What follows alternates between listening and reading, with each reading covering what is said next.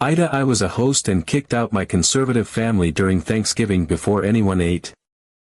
Thanksgiving. The one day a year where we're supposed to gather around a table, enjoy a meal, and remind ourselves of what we're thankful for. Sounds simple, right? Well, not when my family's involved. Let me start by saying, I've always loved the idea of Thanksgiving. The food, the warmth, the laughter, it always seemed like such a wholesome tradition. But for most of my life, I've been a guest at someone else's table, usually my mom's or my aunt's. This year, though, I decided to take on the mantle myself. I'm 34, I have my own place, and I thought, why not? How hard can it be? Spoiler alert, harder than I thought. I spent weeks planning. I scoured Pinterest for recipes, watched hours of YouTube tutorials on the perfect turkey brine, and even practiced making pies in advance because I was determined that everything would be flawless. I wanted my first Thanksgiving as host to be special, memorable, not just for me but for my family, too. I wanted them to walk away thinking, wow, she really nailed it. Now, let me paint a quick picture of my family dynamics. My family is, let's say, diverse in their opinions. On one side, you have my uncle, who might as well have Fox News enthusiast tattooed on his forehead. On the other side, there's my cousin, who is basically the human embodiment of a Twitter activist. And then there's me, somewhere in the middle, leaning left but trying not to rock the boat too much because, well, it's family. My goal was simple, keep things civil for one day. When the big day came, I woke up at the crack of dawn, full of energy and excitement. The turkey went in the oven right on schedule, the sides were prepped, the pies were cooling on the counter, it was like something out of a Norman Rockwell painting. By the time my first guests arrived, I was beaming. My mom came in first, immediately giving me that approving mom look like, wow, you really did all this? My chest swelled with pride. This was my moment. For the first 15 minutes, everything was perfect. People admired the setup, commented on how great the house smelled, and complimented my efforts. I even managed to catch a few smiles from my usually grumpy uncle. I thought, this is it. This is the Thanksgiving I've always dreamed of. But, of course, it couldn't last. It started small. My uncle made an offhand comment, something about how woke people probably think Thanksgiving is offensive now. It was such a throwaway remark that I almost let it slide. Almost. I rolled my eyes but kept my mouth shut because I was determined not to let anything ruin the vibe. But then my cousin, who has never met a comment she didn't want to clap back at, couldn't resist. She shot back with something like, maybe because it is offensive if you actually think about history for more than 2 seconds. And just like that, the atmosphere shifted. You could feel it in the room, like the air got heavier. My uncle, never one to back down from a challenge, laughed and said, oh, here we go. Tell me more about how I'm a terrible person for celebrating a holiday. I jumped in, trying to steer the conversation away. Hey, did everyone see the sweet potato casserole? I tried a new recipe.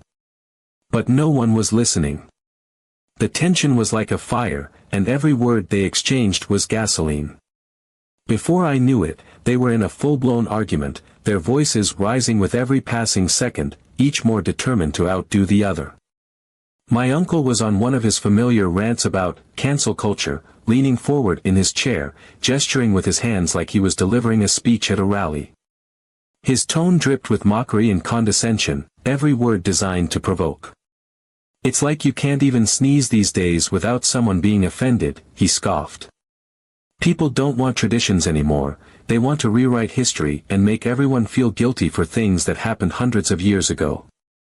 My cousin, never one to back down, leaned in just as intently, her voice cutting through his like a sharp blade. Maybe because some of those traditions are rooted in oppression, she shot back, her words measured and deliberate. Just because it's comfortable for you doesn't mean it's harmless for everyone else. But of course, that's not something you'd bother to think about. Her eyes flashed as she spoke, her tone unwavering. It was clear she was ready to keep going, to dismantle his argument piece by piece if she had to. The rest of the family sat in varying degrees of discomfort, their gazes darting between my uncle and cousin like they were watching a particularly tense tennis match. My mom shifted awkwardly in her seat, clearly wishing she could be anywhere else. My aunt busied herself smoothing invisible wrinkles in her napkin, avoiding eye contact entirely. No one said a word to intervene, not even a half-hearted attempt to calm things down. It was as though we were all collectively paralyzed, each of us silently hoping the storm would pass on its own. I tried again to redirect the conversation, clinging to the increasingly slim hope that I could salvage the moment. "So, how about the football game later?" I said, forcing a bright, cheerful tone that felt unnatural even to me. My voice was swallowed by the tension in the room. Not a single person responded. The arguing continued unabated, their voices overlapping now, each talking over the other in a crescendo of frustration and self-righteousness. At this point, my patience was wearing dangerously thin. I had spent days planning and preparing for this meal, perfecting recipes, setting the table just so, cleaning every corner of my house. I had envisioned this day as warm and joyful, filled with laughter and gratitude. Instead, it was being hijacked by their petty bickering, and it felt like all my hard work was being overshadowed. I could feel the annoyance building in my chest, heavy and suffocating, threatening to boil over. Then, just when I thought it couldn't get worse, my uncle turned his attention to me. He leaned back in his chair, smirking in that infuriating way he does when he thinks he's about to deliver the ultimate zinger. "I'm surprised you even wanted to host Thanksgiving," he said, his voice dripping with faux curiosity. "What with all your liberal ideas and whatnot? Don't you think it's problematic? Or did you finally come to your senses?" The words hit me like a slap. I wasn't even part of their argument, but somehow, I had become the target. My face flushed hot with a mix of embarrassment and anger. I could feel all eyes in the room shift to me, waiting to see how I would respond. For a moment, I considered taking the high road, brushing off his comment like it didn't bother me. But the truth was, it did bother me, a lot. I had worked so hard to create this day, this moment, and now I was being mocked in my own home. I forced a smile, my voice tight as I said, "Can we not do this right now? I just want everyone to enjoy the food." I hoped that would be enough to defuse the situation, to steer the conversation back to neutral ground. But, of course, my uncle wasn't done. He never is. "What?" he said, feigning innocence. "I'm just saying, people like you are the ones ruining traditions. Can't even have a holiday anymore without someone making it political." His smirk widened as a few people chuckled nervously, their laughter more about easing the tension than agreeing with him. Finally, I snapped. I stood up and said, "All right, that's enough. If you can't respect me or my home, you can leave." My voice was firm, but inside I was shaking. My uncle laughed again, this time louder. "Oh, the Thanksgiving police are here." More laughter. I looked around the room, waiting for someone, anyone, to have my back, but everyone just looked uncomfortable. That's when I lost it. I marched over to the coat rack, grabbed my uncle's jacket, and thrust it into his hands. "I'm serious. If you can't behave, you're not welcome here." There was a stunned silence. My mom tried to calm me down. "Sweetie, let's not overreact." But I was past the point of no return. "No, Mom. I spent days preparing this. I invited you all into my home, and this is how you repay me. If you can't show a little respect, then you can leave." And leave they did. One by one, I handed out coats, practically herding them out the door. Even the family members who weren't involved in the argument left because, honestly, what were they supposed to do? Sit there and pretend nothing happened while I fumed in the corner? No thanks. By the time the house was empty, I was left standing in my kitchen, staring at a table full of untouched food. The silence was deafening. I thought I'd feel triumphant, like I had stood up for myself, but instead, I felt this overwhelming emptiness. I had worked so hard to create this perfect day, and now it was ruined. Later that evening, my mom called. She didn't yell, but her disappointment was clear. "You overreacted," she said. "You let a few dumb comments ruin the whole day." I tried to explain how hurt and disrespected I felt, but she just sighed and said, "You should have ignored it." That's what I do. Now, sitting here with a fridge full of food and no appetite, I'm wondering if she's right. Did I overreact? Should I have just let it go? Or was I justified in standing up for myself and my home? Update 1. The day after Thanksgiving was supposed to be my day of recovery. I had envisioned spending it in my pajamas, maybe rewatching a comforting show, and slowly working my way through the mountain of leftovers in my fridge. After the debacle the day before, I was emotionally drained. I wasn't just disappointed, I was hurt. I'd worked so hard to make the holiday special, and instead, it had turned into a battlefield. My family had left me feeling small and unappreciated in my own home, and I wasn't exactly eager to see or hear from any of them anytime soon. I was halfway through my second cup of coffee, the warmth of it soothing my frazzled nerves, when there was a knock at the door. At first, I froze. It was early, maybe just after 9 a.m., and I wasn't expecting anyone. I thought about ignoring it, but the knocking came again, more insistent this time. With a sigh, I set my mug down and shuffled to the door, still in my oversized sweatshirt and slippers. When I pulled it open, my heart sank. It was my uncle. I stood there for a moment, stunned. He wasn't the kind of person to drop by unannounced, especially not the day after being thrown out of my house. But there he was, standing on my porch with his hands shoved into the pockets of his coat, looking entirely too pleased with himself. I managed to stammer out something along the lines of, "What are you doing here?" but it didn't seem to faze him in the slightest. He smirked, he always smirks, and said, "Well, since you kicked me out yesterday, I figured I'd come back today to finish what I didn't get to finish." I stared at him, completely dumbfounded. Finish what? Was he serious? For a split second, I thought maybe he was there to apologize, though that idea was quickly dashed when he stepped past me and into my house without waiting for an invitation. The audacity left me speechless. He didn't seem to notice, or care, that I was standing there frozen in shock. He shrugged off his coat, draped it over the back of one of my dining chairs like he owned the place, and started looking around as if he was expecting breakfast to be laid out for him. It took me a moment to gather myself, the initial shock of seeing him standing there still lingering like a cold draft through the open door. My mind was racing, a swirl of disbelief and simmering anger, but I managed to snap into action. When I finally shut the door, the sound was sharper than I intended, the kind of slam that echoed through the quiet house. I turned to face him, my posture stiff, and my voice sharp as I told him he needed to leave immediately. I didn't want company, and I especially didn't want him.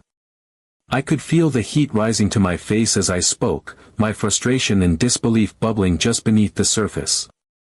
But he didn't even flinch. Instead, he waved me off with a dismissive flick of his hand, the kind of gesture that made my blood pressure spike. He acted as though my words didn't matter, as though I was just being dramatic, and he was above it all. "I didn't get to eat anything yesterday, thanks to you," he said, his tone heavy with exaggerated annoyance. My jaw dropped, and for a second, I genuinely thought I might have misheard him. Was he seriously here, standing in my house uninvited, to complain about not eating? Did he think he could just waltz in the day after the disaster he helped cause and demand food like nothing had happened? The sheer audacity of it was almost laughable, if it hadn't made me so furious. I felt my chest tighten as I tried to process what was happening. My voice was colder now, more clipped, as I told him flat out that he wasn't getting anything from me. Not a plate, not a scrap, nothing. I wasn't going to reward his behavior, and I sure as hell wasn't going to let him dig through my fridge after the way he treated me yesterday. I told him he needed to leave, that he wasn't welcome here, but my words seemed to roll right off him like water off a duck's back. Instead of taking me seriously, he laughed. It wasn't a warm laugh or even a polite chuckle, it was that low, condescending laugh he does when he thinks he's smarter or more justified than everyone else in the room. It was the kind of laugh that made my fists clench at my sides, the kind that made me want to scream. He leaned against the back of one of my dining chairs like he had all the time in the world, crossing his arms and settling in as if he owned the place. The casualness of it all was infuriating, as though my anger and my boundaries were nothing more than a minor inconvenience to him. And then he started talking, lecturing me, really, like I was some petulant child who didn't understand the true meaning of Thanksgiving. He launched into this ridiculous spiel about how selfish I was being, how Thanksgiving was about family and sharing what you have, and how I was apparently the greediest person he'd ever met for not letting him have some food. He even had the audacity to say that I'd ruined the holiday for everyone, not just by kicking people out but by refusing to make it right now. His words were dripping with self-righteousness, like he truly believed he was in the right, and I was the one being unreasonable. I stood there, staring at him, utterly incredulous. This grown man, who had mocked me in my own home and contributed to ruining my carefully planned Thanksgiving, was now accusing me of being selfish and greedy. The sheer entitlement of it was almost too much to wrap my head around. For a moment, I couldn't even speak. My mind was racing, replaying every snide comment he'd made the day before, every moment he had laughed at my expense, and now here he was, acting like the victim. The gall, the nerve, the complete lack of self-awareness, it was staggering. But then the anger kicked in. The disbelief melted away, replaced by a burning frustration that made my voice shake as I finally spoke. I told him in no uncertain terms that I didn't owe him anything. Not an apology, not food, nothing.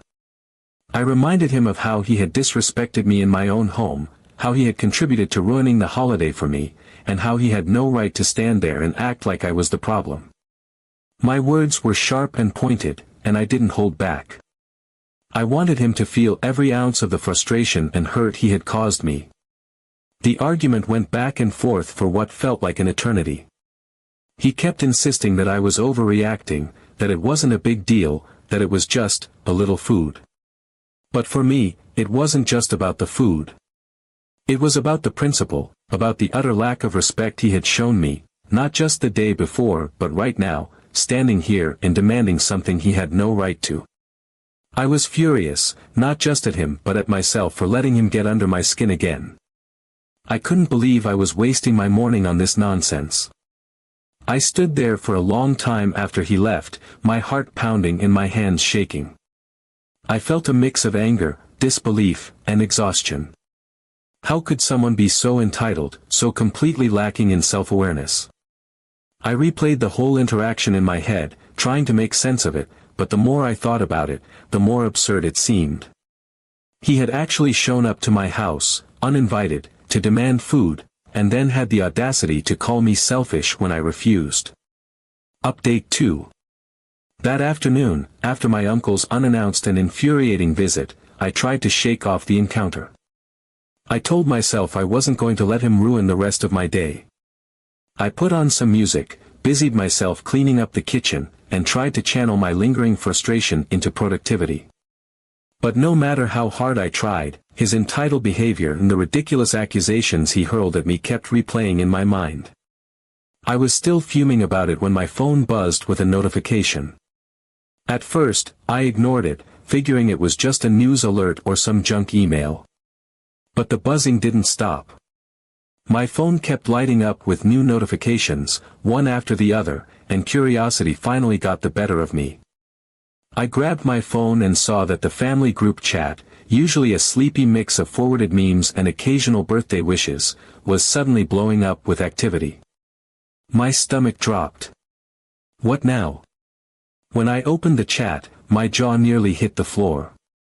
There, in the middle of the thread, was a message from my uncle.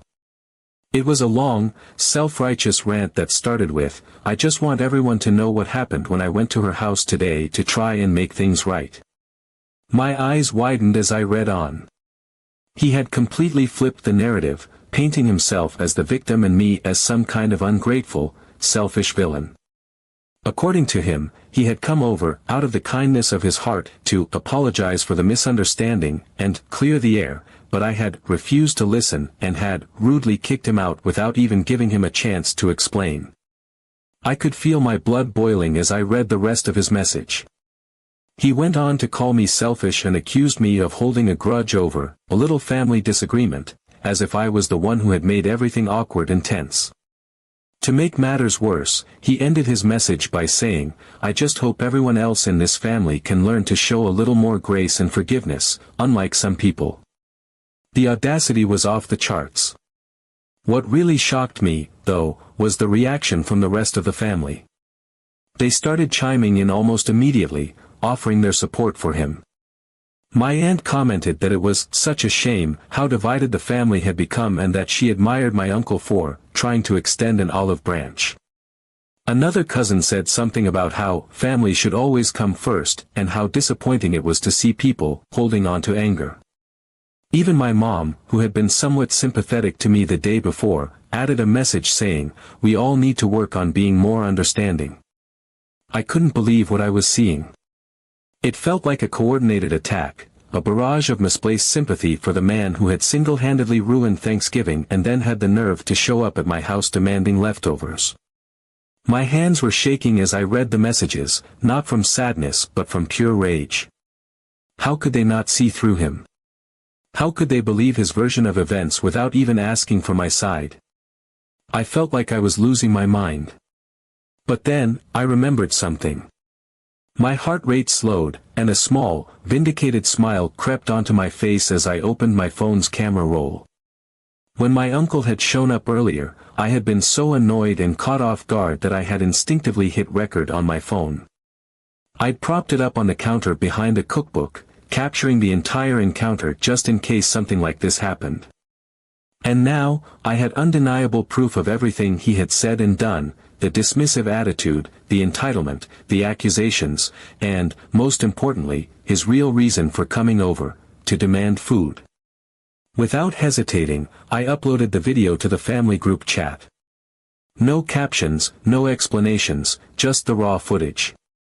My hands were still shaking, but this time it wasn't from anger, it was from the anticipation of watching the truth come to light. I hit send and waited. It didn't take long. The typing indicators popped up almost immediately, first from one family member, then another, and another. Then, the messages started pouring in. At first, there was stunned silence, a pause in the chat as everyone watched the video. Then, the reactions started trickling in. "Oh my God, is he serious? Wow, this is embarrassing. Did he really just show up to beg for food after everything?" One by one, my family began to see my uncle for who he really was. The tone of the chat shifted completely. Suddenly, the same people who had been singing his praises were calling him out.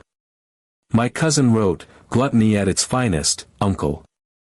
My aunt chimed in with, "I can't believe you tried to twist this story. Shameful." Even my mom, who had been so quick to suggest I overreacted, added a comment saying, "This is not the apology you made it sound like. You owe her an actual apology." The best part? They didn't hold back, not even a little. The messages poured in, one after another, each more biting than the last. Someone joked, "Was the man starving?" He acted like he hadn't eaten in weeks. It was a perfectly timed jab that had the chat lighting up with laughing emojis. Another cousin, who was usually quiet and avoided family drama, chimed in with surprising boldness, saying, "Honestly, if he was that desperate, there's a McDonald's down the street. Maybe they're more forgiving than my name." The quips kept coming, each one a little sharper, a little funnier, and I could feel the tide turning in my favor. The laughter in the chat was relentless. People who rarely interacted were suddenly bonding over my uncle's absurdity, taking turns roasting his behavior. One relative even created a meme with his name on it, overlaying a stock photo of someone hungrily eyeing a refrigerator, captioned, "When you ruin Thanksgiving but still want leftovers." It was the kind of humor that's brutal because it's true, and it spread through the group like wildfire. Every new notification brought a fresh wave of giggles from me, a release of all the frustration I had been bottling up. For the first time in 2 days, I felt a weight lift off my shoulders. The validation was like a warm blanket, wrapping me up in the knowledge that I wasn't crazy for being angry, and I wasn't alone in seeing how outrageous his behavior had been. My uncle, who had spent so much time being smug and self-assured, was now the butt of every joke in the family chat, and it was glorious. But, predictably, he wasn't about to go down without a fight. His responses started pouring in, each one more defensive than the last. First, he claimed the video was taken out of context, as if there was some magical missing footage that would justify him barging into my house and demanding food. He insisted that it wasn't as bad as it looked and that I had been waiting for a chance to make him look bad. His attempts to spin the situation were as weak as they were desperate, and they only made things worse. The group wasn't buying it. Someone immediately replied, out of context. "Bro, it's a full video. What's missing? You walking in and eating her lunch too?" The comment sent the chat into another uproar, with people piling on to poke holes in his excuses. Every attempt he made to salvage his dignity was met with more laughter and sarcasm. When he claimed he was there to apologize, but got frustrated because I wouldn't listen, another cousin shot back, "Apologize for what? Being hungry? Because that's all I heard in that video." By this point, the damage was done. The video had spoken for itself, and no amount of backtracking or creative storytelling could save him. The more he tried to defend himself, the more ridiculous he sounded, and the group wasn't letting him off the hook. It was almost sad to watch, but then I'd remember how smug he had been, how he'd laughed at me and called me selfish in my own home, and any sympathy I might have felt vanished. His silence, when it finally came, was deafening. After one last weak attempt at justifying his behavior, something about how family should be more forgiving, he stopped replying altogether. The chat slowed down too, the laughter tapering off as people moved on with their day, but the damage to his pride lingered in the messages for everyone to see. For once, my uncle had no way to spin the narrative, no one left to back him up. All he had was the humiliation of being exposed for exactly what he was, gluttonous, entitled, and completely out of line. By the time the dust settled, my uncle had gone completely silent in the chat. He didn't respond to the barrage of jokes and criticism, and eventually, he just stopped reading the messages altogether. Meanwhile, I sat back with a sense of satisfaction, watching as my family rallied around me, finally seeing the truth for themselves. It wasn't the outcome I had expected, but it was exactly what I needed. For once, justice was served, just not the kind of serving my uncle had been hoping for.